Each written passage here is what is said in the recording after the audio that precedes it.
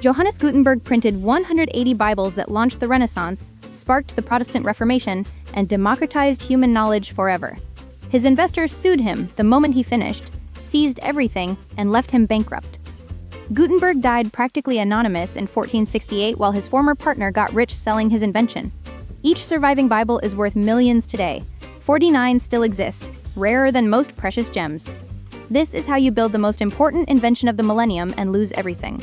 You'll see why brilliant inventors often make terrible businessmen, how a failed mirror salesman changed civilization, and why the man who broke the church's monopoly on knowledge couldn't afford his own creation. Miss this, and you'll never understand why the printing press cost its creator everything he had.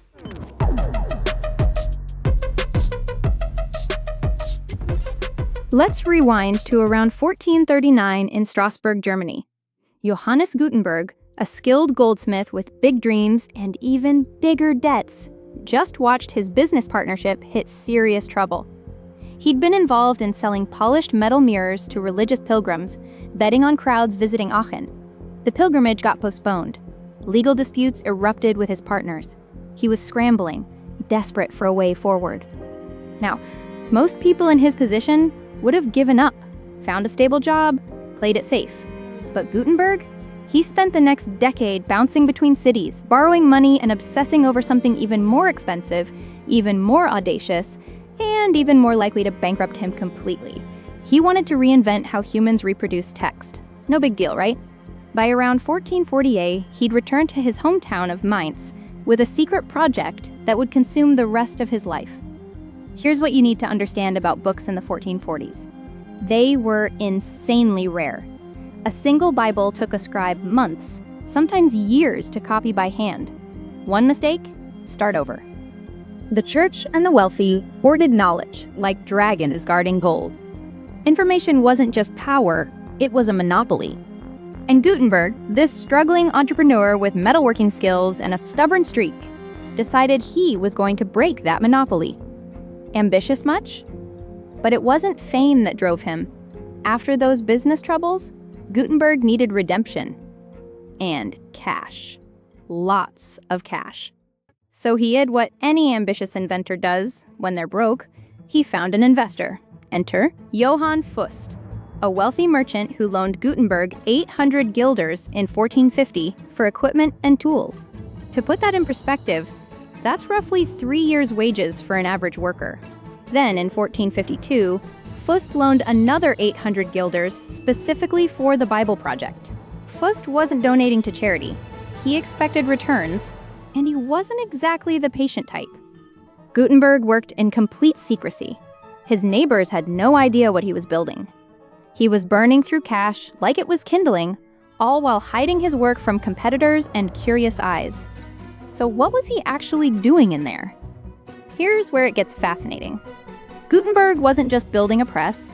He was solving problems nobody had figured out before. See, movable type had already existed in Korea in the 13th century, with the oldest surviving metal-printed book dating to 1377. But the systems were quite different, and it wasn't practical for mass production in European contexts. The real genius? It was in the details. First problem: how do you create thousands of identical metal letters quickly? Gutenberg invented a hand-mold device. As a goldsmith, he knew metalworking intimately. He cast letters from an alloy of lead, tin, and antimony. These metals melted at low temperatures, cast beautifully, and stayed durable. Each letter had to be exactly the same height, or the printing would be a disaster.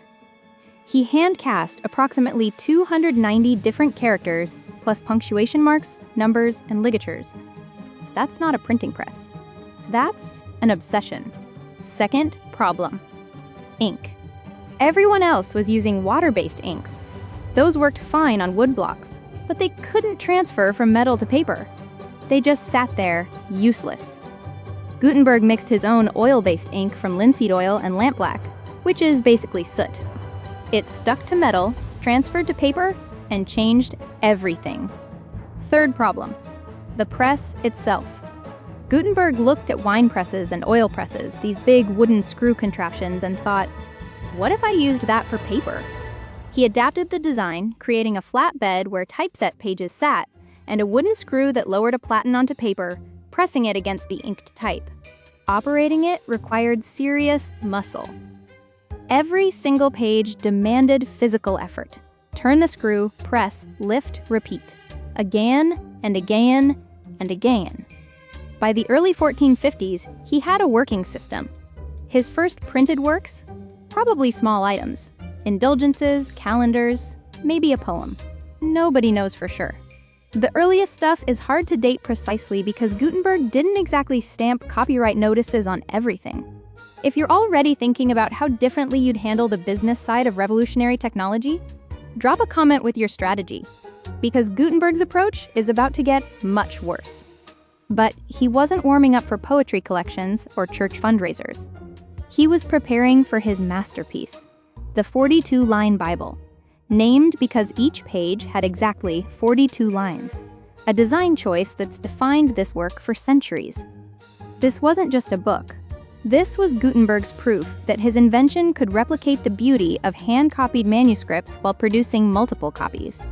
He printed approximately 150 copies on paper and 30 on expensive vella, which is animal parchment. Estimates suggest production costs ran extremely high. Gutenberg was gambling everything. And here's the thing. Even with his revolutionary machine, the entire project took 3 years to complete. 3 years, from 1452 to 1455. The press could print multiple pages per day, and multiple Bibles were in various stages of completion at once. That sounds slow, until you remember monks took years for just one. The press sped things up dramatically compared to hand copying, but this was still brutally labor-intensive work. Teams of compositors arranged the metal type by hand, one letter at a time. Pressmen operated the heavy machinery. Binders stitched the pages together. And mistakes? Constant. Hand typesetting meant errors required corrections, slowing everything down.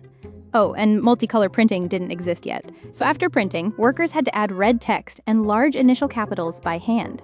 Whether it was devotion to God, devotion to profit, or both, nobody really knows. But Gutenberg obsessed over every detail. Each Bible had to look as beautiful as a hand-copied manuscript, or wealthy buyers wouldn't touch it. Meanwhile, his debt to Fust kept growing. 1,600 guilder plus interest had become a mountain. Fust wasn't a patient man, and in November 1455, with the Bibles completed or nearly completed, Fust called in the debt Gutenberg couldn't repay, sued him, and seized the printing press. Let that sink in. Gutenberg spent years perfecting this technology, borrowed a fortune, poured his soul into printing this masterpiece, and when he couldn't repay the accumulated debt and interest, his investor took everything. The press, the type, the workshop, everything.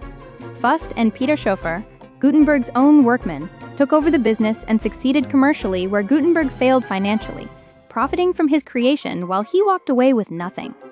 If that doesn't make you question whether innovation and business sense ever belong in the same person, hit subscribe, because history is full of brilliant inventors who died broke. Honestly, if karma exists, it took its sweet time showing up for this guy.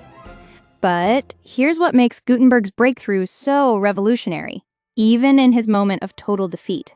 He'd successfully combined multiple innovations into a single, economically viable system. The hand mold for casting consistent type, the oil-based ink that actually worked on metal, the adapted wine press design. None of these were individually new, but nobody had combined them like this. The technical brilliance was in the integration. The metal alloy had to melt easily but stay durable. The ink had to stick to metal but transfer cleanly to paper. The press had to apply even pressure across an entire page without damaging the delicate type. Get element wrong, and the whole system collapsed. Gutenberg spent over a decade getting every single detail right. The result? Those Bibles that would outlive him, outlive Fust, outlive everyone involved in their creation.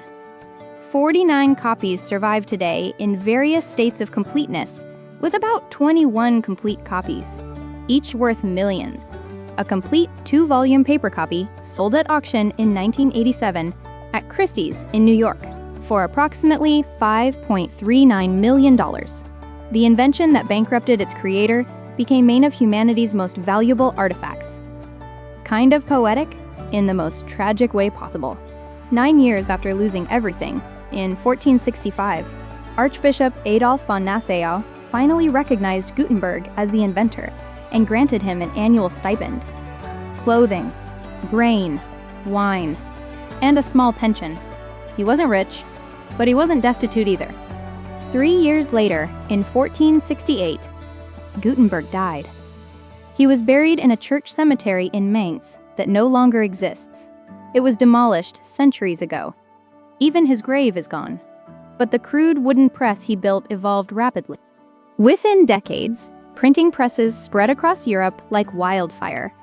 By 1500, just 50 years after Gutenberg's prototype, scholarly estimates suggest there were printing presses in over 200 European cities, producing somewhere between 8 and 20 million individual books from approximately 27,000 to 35,000 different editions. The monopoly on knowledge shattered. The Protestant Reformation happened because Martin Luther could print and distribute his ideas. The scientific revolution happened because scientists could share discoveries. The Renaissance exploded because information could flow freely. Today's printing technology, digital, instant, automated, bears little resemblance to that first wooden screw press. But every book, every newspaper, every printed word traces its lineage back to a goldsmith in Mainz who believed democratizing knowledge was worth losing everything. The invention that sparked the Renaissance left its creator bankrupt and nearly forgotten. One of history's great ironies. So here's the real question. Would you sacrifice everything? Your fortune, your recognition, your entire legacy to create something that changes humanity forever, knowing you'd die broke and anonymous while others profit? Gutenberg would exactly that. While you're debating in the comments whether genius and business sense are mutually exclusive, or what you'd actually print first if you had his press. Definitely not Bibles, probably memes. Subscribe to this channel. We tell stories of inventors who risked everything, built the impossible, and got absolutely nothing in return. Because the first versions of world-changing technology, they almost always destroy their creators. And those stories are too brutal, too fascinating, and too relevant not to tell.